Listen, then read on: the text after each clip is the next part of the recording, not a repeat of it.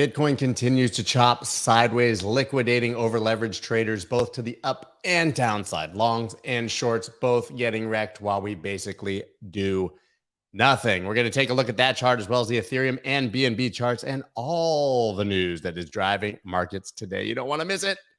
Let's go. Let's go.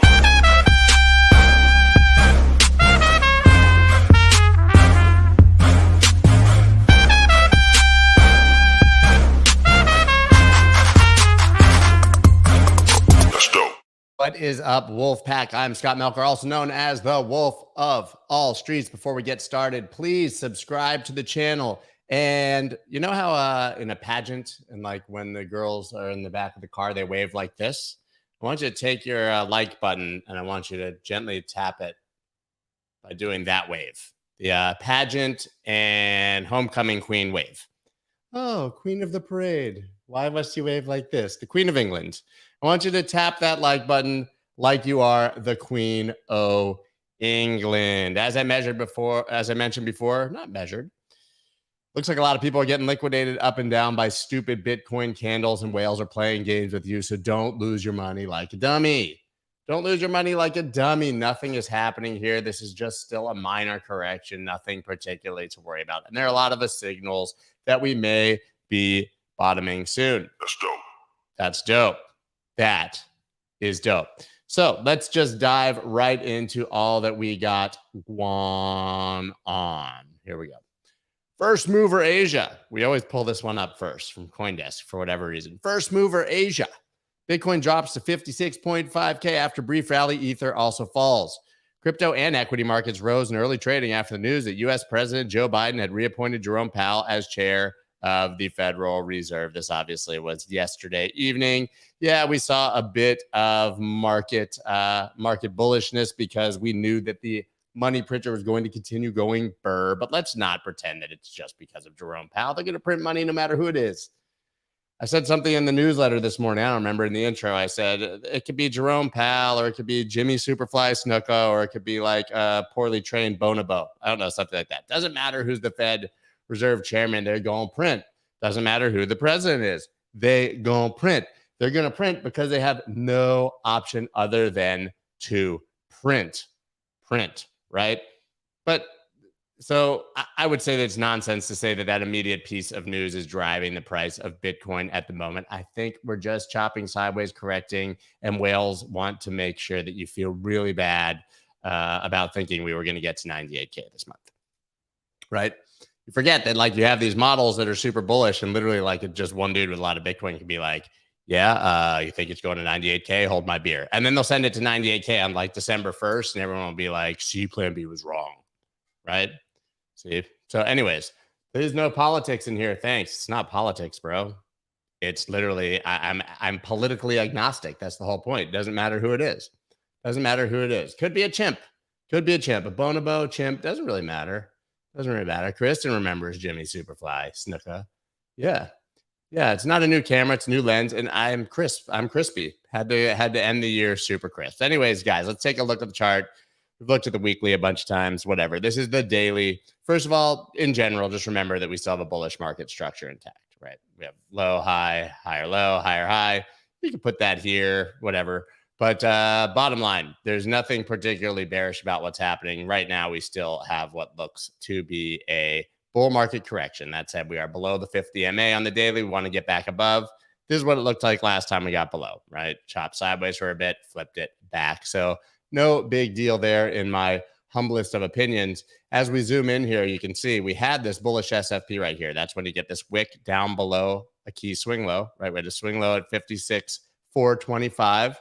56,425. And a few days ago, we wicked right below it. Well, now we have closed below it. So technically, we flipped this line from support to resistance. We're trading above it now, but we need to see a daily close above 56,425 for that to be the case. But as you can see already, today's candle went all the way down to 55.1, has topped already at 57,700. A lot of volatility, chop. But at the end of the day, you just have this sort of spinning top candle that is meant to make you poor if you are trading small moves. Digging into the 4-hour chart, look at that candle. Look at that candle. One candle went up to 57,000, and 55,147 in a 4-hour period. That is not fun. We do still have a local bullish SFP here, right? We bottomed here at support. Now we have a wick down below and some price action to the upside. At the end of the day, though, I think this blue line kind of signals, hey, yeah, we're breaking out at above. If you draw it like this, you have a bit of a channel or a descending wedge, right? So in theory, we have a bullish pattern that's forming here at the bottom, not a bearish pattern. If it was a bearish pattern, it would be floating up, right? A bear flag, a bear pennant, you would have a drop, and then you would have a pattern that is floating up, an ascending pattern. We do not have that here. This should eventually break to the upside.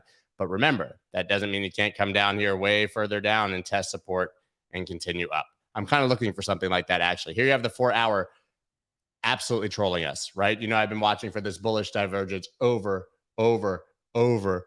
again. Well, almost got there, closed. This candle literally for like 2 minutes before was down here at like 55.7 or something and closed above. Now these candles keep closing above. So we do not have bullish divergence yet on the 4-hour. I'm still looking for a slight drop below and then a move up. Let's take a look. 6-hour basically has it now confirmed. So yes, we could still get one more drop. We could go up. 12-hour potentially there, right? But would not confirm for another 9 hours.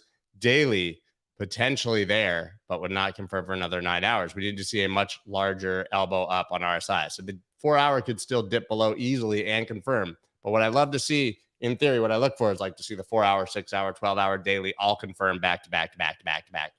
Right now, this bear div is still in play. And the one thing that gives me pause, makes me think we could still see the obvious levels like I showed you here on the daily, right? This 53 is screaming for a retest, and that would not be a bad thing. Screaming for a retest, but we still have not gotten down to oversold yet on the daily. We got to get there eventually. Look at how many times we've been overbought since we got there.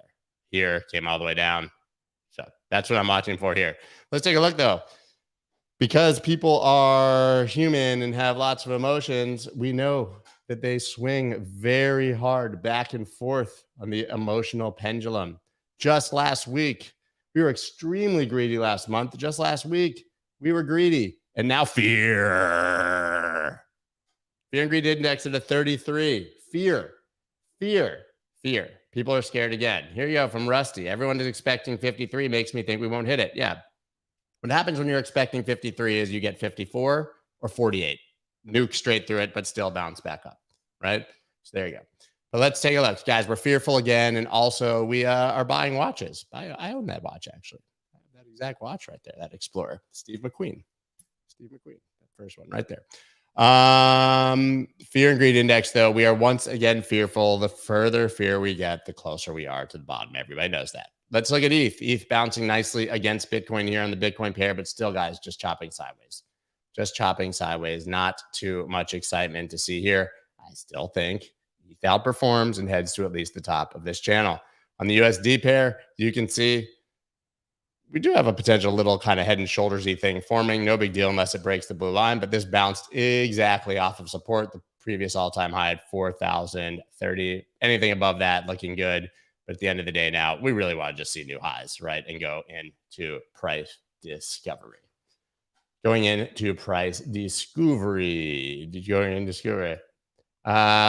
so let's look. Binance seeks investments from sovereign wealth funds. The cryptocurrency exchange's global entity is looking to ameliorate, nice word, its relationships with governments. CEO Changpeng CZ Zhao tells the Financial Times. Good move by them, right? They're looking to get investment from sovereign wealth funds, meaning that countries basically invest in them, which of course would then show regulators, hey, man, there's countries investing in us. Leave us alone. Be nice. But obviously, he said, but it may also tie us to specific countries, which we want to be slightly careful with.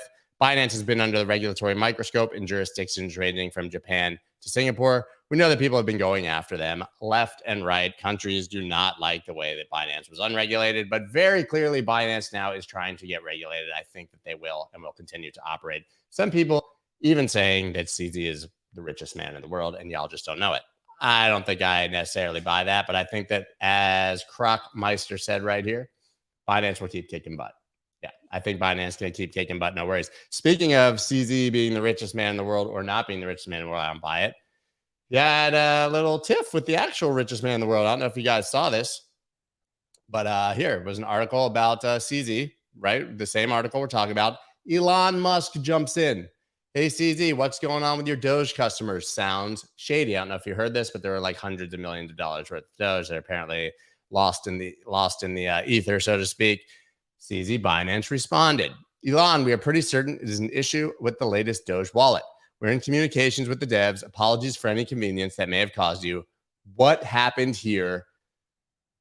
Links an article. Tesla software glitch prompts safety recall for nearly 12,000 US vehicles. CZ Binance just dunked on Elon Musk, trolled him, trolled the master troll, and now we can expect the billionaires probably to go at it and to be a troll fest of epic proportions. But holy mother, the balls to go after Elon Musk like that. You have got to love it. Epic. Let's take a look at BNB. Apparently the market likes it. This is actually the one altcoin setup I shared in the newsletter this morning. It was down here a little bit further, I think. But we discussed this yesterday in the live stream, right? You had this major descending resistance broken, retested twice as support. Now you're breaking this local resistance, as I said was likely yesterday. Also, these two wicks down right at the EQ of the channel. This looks like it should be heading up to the top of the channel eventually, 0.012352 or so on the USDT pair. Still looking good as well. I think this is heading up to the highs and should head into price discovery eventually, right? I mean, just like we talked about Bitcoin, low, high, higher, low, higher, high, higher, low, just higher, high, higher, low, continuing a bullish market structure to the moon, to the moon. Yeah, I know you guys are talking, the girls over here. Sorry, I know what team you're on. Team Elon, always. We know you guys are homers for Elon Musk. That's cool. That's cool. That's cool. Anywho, we talked about this yesterday. This was the big story of the day. El Salvador raising $1 billion bond. James Bond, $1 billion bond to buy $500 million worth of Bitcoin and also to invest $500 million into Bitcoin City, right? Pondy side of a volcano where they can mine with all that liquid hot magma. All that hot magma just mining all the Bitcoins, just melting them into existence, right? But yeah, not everybody thinks it's such a great idea with super junk rated bond. And what people were fast to point out is this bond pays about 6.5%. I believe that's the coupon, 6.5% annually. And you can buy a El Salvador bond, which is dollar backed, for a much higher yield, about 13% a year. So people are like, why would you buy the junk Bitcoin bond when you can just buy the existing bond for 13%? Also a junk bond, by the way. Also junk bond. Like a United States Treasury is the high rated bonds. You get like 1.5%, right? You can get 13% on this. 13%. The answer was they're buying $500 million of Bitcoin with this bond. So if you believe the price of Bitcoin will go up, this is going to wildly outperform. We're talking about over 10 years. If you think that the price of Bitcoin will go up over 10 years, well, you know that $500 million worth is going to be removed from the supply right now, and that you'll benefit from the price appreciation of that Bitcoin. And that's basically the argument here. I bet it will be wildly oversubscribed. I'd buy the bond just in principle, right? But would it be less risky to just buy Bitcoin? The answer is yeah. You don't have to worry about El Salvador and their government and what could possibly happen in that country. But the follow-up story, since we discussed a lot of this yesterday, obviously, IMF warns El Salvador of Bitcoin-related risks in new statement. Breaking news. World-dominating agency that's threatened by Bitcoin doesn't like Bitcoin and doesn't want El Salvador to do Bitcoin things with their Bitcoins, right? The IMF literally wants to give them a predatory loan, and El Salvador is like, we don't need you, you predatory ass. We can get our own bonds. Look at what Michael Saylor did. We'll just raise some Bitcoin bonds, dude, right? The IMF has a long history. This is what happens. This is how it works. I've talked about this before, but generally the IMF is kind of a U.S. agency, right? World Bank, IMF. A new country starts, or a new president comes into power in a country. The IMF, these countries are poor. The IMF goes in, offers them a predatory loan, much like a student loan to your average person who's trying to go to college. The country has to take the loan because they have no other option to pay for their infrastructure. That loan can never be paid back. The IMF and the United States government now control your country, and you have fun staying poor until the literal end of time. Get your predatory ass out of here, IMF. Get out of here. Nobody wants to hear it, right? Because if you take the IMF loan, oh no, we suck again. Can't do it. You can't do it. You can't take that IMF loan, and they found a way to do it. But listen, the IMF literally benefits from being able to offer this loan, and they're doing it without them with Bitcoin. So of course the IMF is saying Bitcoin's risky as legal tender. Next, MoonPay, a PayPal for crypto, on hiring spree with $555 million. A lot of money to hire people, seeking to draw the best talent from anywhere in the world. Are you guys the best talent from anywhere in the world? Wolfpack, any you going to go work for MoonPay down in Miami? That's attractive. Get to live in Miami, maybe. Investors pile on infrastructure instead of betting on coins. I've been talking about this so much lately, guys. Right? People want the picks and shovels. Most huge investors at this point don't care about buying Bitcoin. They care about owning the exchange, right? They want to invest in the exchange. They want to invest in the payment processor. They want to own the companies that allow the mainstream and institutions to buy their Bitcoin and coins. That's why we're seeing so much venture capital flowing into the space, so much hedge fund money that it's absolutely absurd. But this is once again another company. Citigroup, we saw yesterday, Citi hiring 100 new people. Well, MoonPay going to out-hire them. The amount of pay for talent in this industry is going to be absolutely absurd. You guys should go get some crypto jobs. Yeah, selling the shovels to California gold miners. That's where the expression picks and shovels comes from, right? Nobody made money digging for gold in the gold rush. People who made money in the gold rush were the ones who sold the idiots going to find gold. We're not idiots. We're going to find Bitcoin. But the idiots who are going to try to find gold, like, let me walk across the entire country because there's gold out them there in them hills. Sell that dude an axe.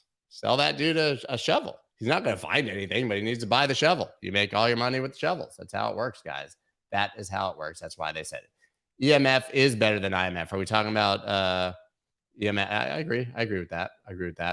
No one made money digging for gold. Seriously. Yeah. About 1% of the people who went speculating for gold actually found anything that made their trip worthwhile. That's true. That's a true thing. OBJ, Odell Beckham Jr. to receive salary in Bitcoin, give away 1 million in Bitcoin. This is an epic Giga Chad move. 3-time Pro Bowler. That was a while ago, y'all.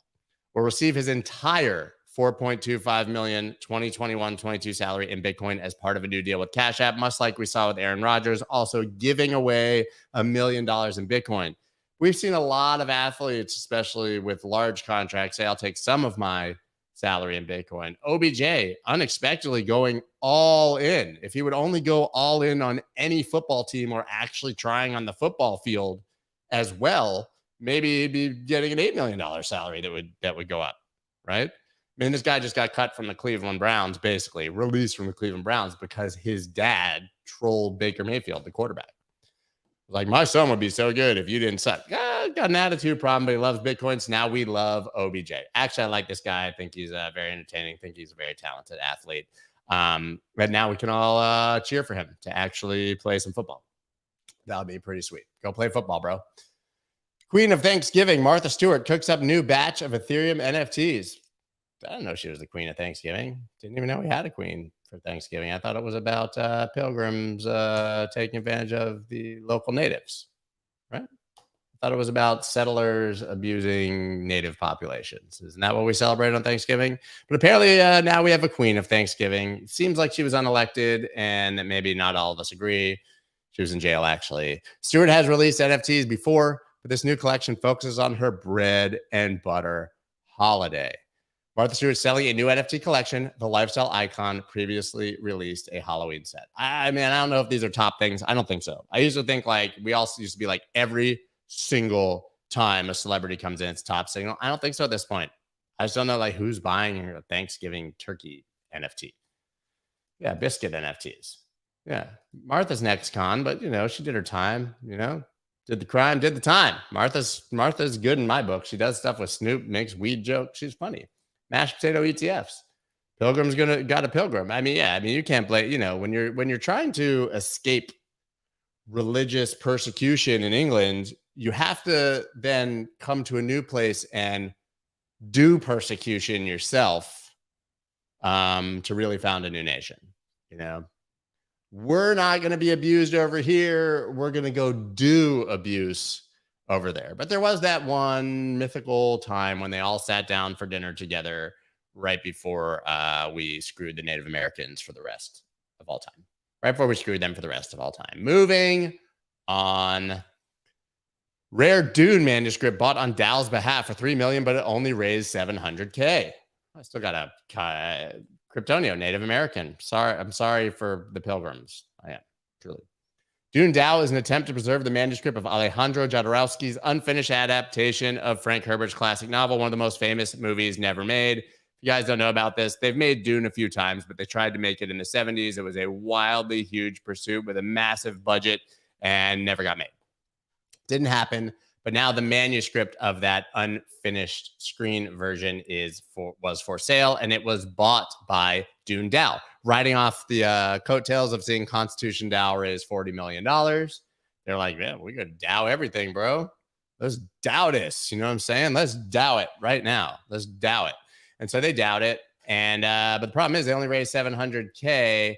And so one dude, where's his name? It's up here somewhere. Basically, one dude, this dude Sobi Sakib, put up the cash and was like, now I'll crowdsource and let everyone pay for it. But he was like, yeah, I'll put up the rest of it, whatever. And now Dune DAO owns this. Much more successful than the efforts of Constitution DAO, which raised $40 million, got served like in the movie. You got served, bro. Like they got served by Ken Griffin of Citadel fame, the very man who basically turned off the sell button. The buy button, excuse me, on Robinhood and other exchanges during the GameStop saga. We've decided already. We've discussed this. Ken Griffin's a hoe. But now I don't know if you guys saw this, but Constitution DAO made it to Vice magazine, but not for good reasons, guys. Constitution DAO, they're describing in Vice magazine, has fallen into some like full-on Lord of the Flies dystopian drama where people who made small donations obviously are paying gas fees to get their donation out in their refund, and the gas fees are more than the donation. Nobody can decide what to do with the DAO anymore, and no surprises here, guys. The thing about DAOs is they're amazing, right? A DAO, in theory, with a singular purpose, with like-minded individuals, is a very successful way to govern. But when have you ever gotten a whole bunch of people together and had them make a decision that everybody liked, or have them even abide by the vote that the DAO makes? Well, what's happening here, basically, they are falling into complete mayhem and can't decide what to do with Constitution DAO. And that's what humans do, guys. Humans, their thing is not liking each other or agreeing on anything. And that's just what big DAOs are likely to end up becoming in a lot of cases. But hey, man, we'll cheer for him. Dune DAO, that's sweet. Did any of you guys see the new Dune movie? I watched it. I thought it was great, but it's going to be 2 movies and not that much happened in the first movie, just being honest. Very cool to watch, though. And finally, NFT music platform Royal closes $55 million funding round led by A16Z. Y'all know about this. This is Blau. Allows you to basically tokenize the royalties on a song, and so that fans of the song can buy a portion of the song and then get paid the royalties. They have ownership of that song. It's part of their work with the artist. Really incredible. They had just raised $16 million not long ago. Well, now they've raised 55 more. Got all the usual suspects here: Chainsmokers, Nas, etc. This is huge again for the NFT space. And one of the few things, like we talk about pudgy penguins and juicy JPEGs and whatever the hell else, monotheistic monkeys, whatever else, like all that's whatever. This solves a real problem, right? It's hugely difficult for artists to monetize their music when you get paid a fraction of a penny for Spotify streams. Well, now they're able to monetize it to some degree up front, and their fans are actually allowed to own a piece of it. Really incredible, powerful stuff. And I think this is going to be one version of the future of what we see in the NFT space. That's all the news I got for you guys today. Hope you enjoyed it. I'm going to be on Crypto Burby Nest later on this epic panel. Honestly, don't know what we're discussing, but somehow I'm on a panel with Mark Yusko and Doug Bonaparte, and Layla Madden from Business Insider. Should be pretty awesome. So you guys should definitely check that out at noon, because then I get to be not the one asking questions, but the one being asked questions, which is pretty cool. I'm looking at your cheers, Scott Meister. Thanks. You're welcome, guys. You're welcome, guys. Polytheistic peacocks have nothing on monotheistic monkeys. They're so, old-minded. They don't really think. Anyways, guys, that is it for today. On the way out, let's hope that Bitcoin can do some things and go up. Okay, cool, guys. That is it for today. When is Chartapalooza? That is tomorrow. And I will be here tomorrow, even though it's a holiday. I'll be here. We'll be here tomorrow. It's going to be a great, good, amazing, great, good, amazing. Now I got to take your look. I got pump it up. Here we go, guys. I have got to say goodbye now because I got things to do. Peace. Bye. That's dope.